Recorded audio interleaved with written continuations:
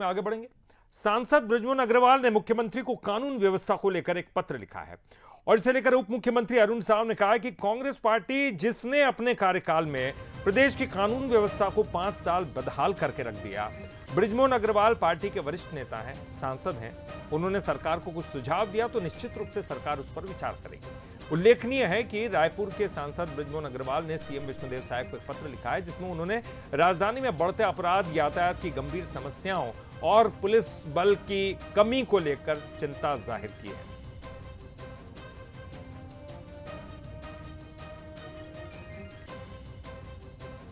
तो देखिए, उन्होंने जिले की कानून व्यवस्था को सुदृढ़ करने के लिए मुख्यमंत्री से तत्काल रिक्त पदों की भर्ती और अतिरिक्त पुलिस बल स्वीकृत करने की मांग भी की।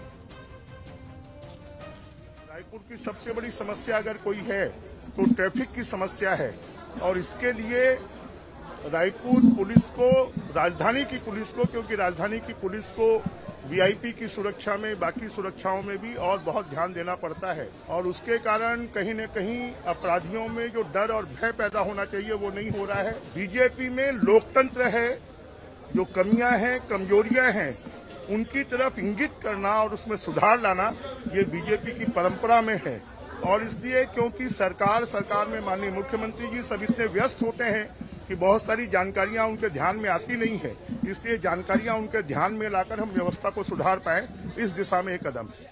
कांग्रेस पार्टी जिसने राज्य की कानून व्यवस्था को 5 साल बदहाल किया, प्रदेश को अपराध का गढ़ बनाया, उसे इस विषय पर कुछ कहने का अधिकार नहीं है।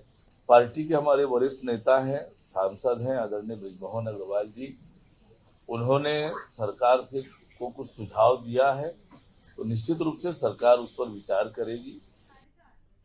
अब बृजमोहन अग्रवाल बीजेपी के सांसद अगर मुख्यमंत्री को पत्र लिखेंगे तो निश्चित तौर पर कांग्रेस की तरफ से तो पलटवार आएगा ही और आया भी। देखिए, इस पर किस तरह से जो है राजनीतिक सरगर्मियां तेज हो गई हैं।